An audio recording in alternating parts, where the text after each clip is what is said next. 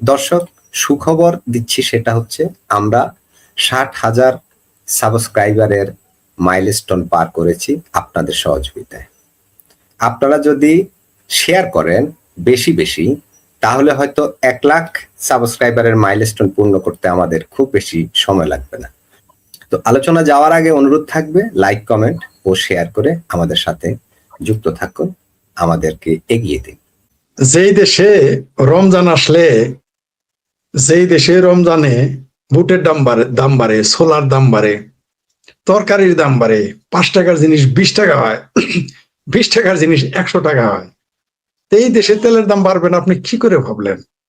শুনেন, আমি কিন্তু এই জন্য বলেছিলাম যে ভারত যদি কোনোদিন বাংলাদেশে ঘোষণা করে বাংলাদেশের জন্য যে এই দেশে তারা কোনো কিছু রপ্তানি করবে না, মানে এটা বন্ধ করে দিতে হবে না, শুধু ঘোষণা করবে যে আগামী 3 মাস পরে, যেটা আমি অনেকবার বলেছি, শুধু ঘোষণা করবে আগামী 3 মাস পরে বাংলাদেশ থেকে বা ভারত থেকে বাংলাদেশে কোনো কিছু রপ্তানি হবে না,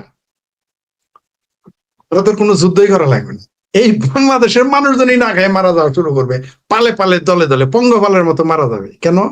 এই যে তেল দিয়ে প্রমাণ দেখে, তেল না পেলে কিন্তু মানুষ না খেয়ে মরবে না, জিনিসের দাম বাড়বে, যাতায়াত বন্ধ হয়ে যাবে, বহুবিধ সমস্যা হবে, কিন্তু একেবারে এই মুহূর্তে না খায় মারা যাবে না।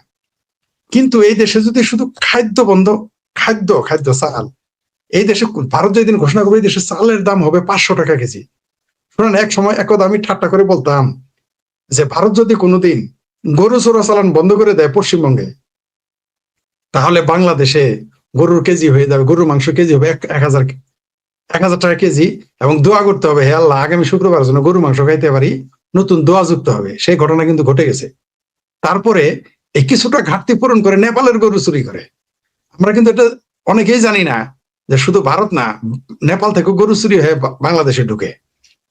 যাই হোক, সেটা অন্য বিষয়।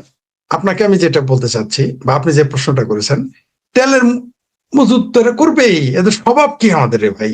এই বাংলাদেশে যদি কাফনের কাপড়, যদি কালকে শুনেন যে মানুষ বেশি মরা শুরু করেছে, কাফনের কাপড়ের দাম 5 গুণ বাড়াবে, এটা সেই জাতি।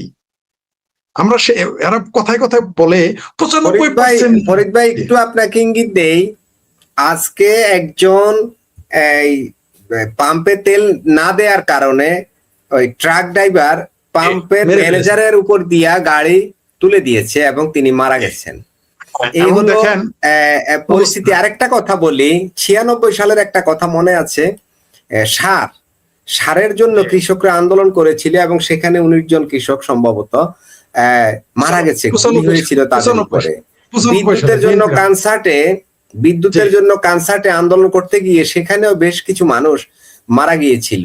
এখন কি এমন সংকট তৈরি হচ্ছে যে এই জ্বালানি তেলের জন্য এমন কিছু ঘটে যাবে যে মানুষকে জীবন দিতে হবে? একটা দিয়ে তো শুরু হয়ে গেল, বহু জায়গায় অপ্রীতিকর ঘটনার সংবাদও কিন্তু পাওয়া গেছে। হ্যাঁ, এটা তো হবেই, এটা তো ঘটবে। বিএনপি কে তেলেই খেয়ে দিবে। আর এই মধ্যপ্রাচ্যের যুদ্ধ সহসা শেষ হচ্ছে না।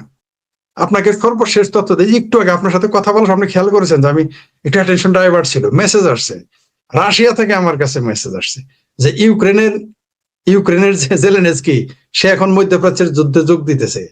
আরেকটা মেসেজ আসছে তারপরেই রাশিয়া থেকেই যে ইরানের নেতারা রাশিয়া পালিয়ে যাচ্ছে। রাশিয়ান লোকের আমাকে এই যে আপনার সাথে কথা বলার সময় দিল। তার মানে কি যুদ্ধ দীর্ঘ হবে। এই যুদ্ধ এত সহজ, আমি অনেক আগেই বলেছি যে এই যুদ্ধ কিন্তু আমেরিকায় চাচ্ছে লম্বা হোক, আমেরিকায় চাচ্ছে এটা। অনেকেই ভয় পায়, অনেকে বলছে আমেরিকা শেষ, ইসরায়েল শেষ। ভাই, একটা দিকে বিবেচনা করবেন না সবসময়, একটা দিকে বিবেচনা করলে ভুল হবে। 2023-এর 7ই অক্টোবর আপনি ইসরায়েলিদের মেরেছেন, কিডন্যাপ করেছেন, নাকি আপনাকে মারার কিডন্যাপ করার সুযোগ তারা দিয়েছিল? হতে পারে নাকি ওটা ফাঁদ? যারা সারা পৃথিবীতে, যারা এই মুহূর্তে, আমি কোথায় আছি বাংলাদেশ সরকার না জানলেও, ইউনূস সরকার না জানলেও, তারেক রহমান না জানলেও, ইসরায়েলের জন্য 5 মিনিটের ব্যাপার আমি কোথায় আছি বের করা, আপনি কোথায় আছেন বের করা, আমাদের ভূঁইয়া সাহেব কোথায় আছে বের করা। এখানে কে দেখতেছে এই মুহূর্তে? 5 মিনিট লাগবে ইসরায়েলিদের এটা বের করে নিতে, 5 মিনিট। সেই ইসরায়েল যারা সারা পৃথিবীর সীমান্তের খবর রাখে, সারা পৃথিবীর কোন শাসক কোন দিকে যাইতেছে, বিপদে পড়তেছে সব জানে, আর নিজের দেশের লোক বিপদে পড়তেছে তারা বুঝি জানতো না। কিন্তু এটাকে তারা তখন খুব খুশি হয়ে গিয়েছিল। কিন্তু আমরা কি বলেছিলাম যে গাজা খালি হবে, হামাস বিলুপ্ত হয়ে যাবে। বলেছিলাম যে 4-5 বছরে হবে, ভাই 1 বছর পার হয় নাই, হামাসকে এখন খুঁজে পাওয়া যায় না। গাজা খালি, আপনি নিশ্চিত থাকেন এই গাজাতে একদিন রিসোর্ট হবে, আমেরিকানরা সেখানে বেড়াবে, ঘুরতে আসবে, সেইখানে তারা থাকবে, কেউ ঠেকাইতে পারবে না। কারণ সেই ক্ষেত্রটা কারা তৈরি করেছে এটা আপনাকে বুঝতে হবে। যে ওই যে ওয়ান্টেড সিনেমার ডায়লগ যে তু আয়া নেহি তুজকো লায়া গে, এরা 23শে আগস্টে 23শে অক্টোবরে যায় নাই, তাদের যাওয়ানো হয়েছিল, বুঝেই নাই ট্র্যাপ গুলো। ঠিক এই ইরান নিয়েও একই ঘটনা। এই ইরানের যুদ্ধ দীর্ঘায়ু হবে, দীর্ঘ হবে, এই জ্বালানি সংকট বাড়বে। আচ্ছা, জ্বালানি সংকট বাড়লে কার লাভ? আমরা যত কথাই বলি, যত চাপাই মারি, টাকা আপনাকে ডলার দিয়ে তেল কিনতে হবে, অথবা আপনাকে কম দামে বেচতে হবে, মাঝখানে কোনো জায়গা নাই। তো ডলার দিয়ে কিনলে লাভ কার? অনেকেই বলছে যে ডলারের নাকি মান কমে যাবে, পড়ে যাবে, নেমে যাবে। আরে ভাই, এটা সাময়িক। আমেরিকা জানে যে, আমেরিকার ফিলোসফি কি, মেক দ্য প্রবলেম অপরচুনিটিস, সমস্যাকে সুবিধায় পরিণত করা। তারা যত বিপদে পড়বে ওর মধ্যে থেকে তারা বুদ্ধি বের করে ফেলবে। তারা তো আমাদের মতো বুদ্ধি নিয়ে থাকে না, তারা সারা পৃথিবী চালায়, তারা জানে ওইখানে কি করতে হবে।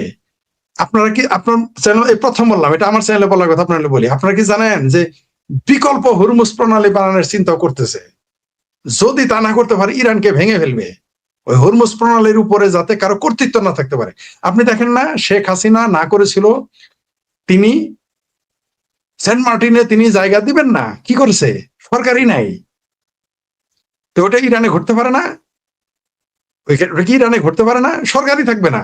অলরেডি ইরানের, বললামই তো, আপনার সাথে কথা বলতে বলতে আমার কাছে মেসেজ এসেছে, নাম সহ, নামগুলো যেহেতু আমি, মেসেজটা যেহেতু আমি কনফার্ম করতে নাম সহ বলতে পারতেছি না, অলরেডি রাশিয়াতে পালাইতেছে তারা।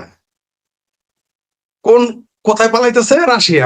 পালাইতে হবে, এছাড়া তাদের জায়গা নাই, কোনো জায়গা নাই। চীন জায়গা দিবে না, চীন জায়গা দিবে না, পাকিস্তানও জায়গা দিবে না। কোথায় যাবে? আর জ্বালানি তেলের সংকট আরো বাড়বে। এই বাড়াবে কারা? নিজেরাই। সবচেয়ে আশ্চর্যের ব্যাপার, আমাদের কিন্তু পেট্রোল ইরান থেকে আসে না, আমাদের তেলও ইরান থেকে আসে না। তো ইরানের কারণে আমাদের এখানে পারবে কেন?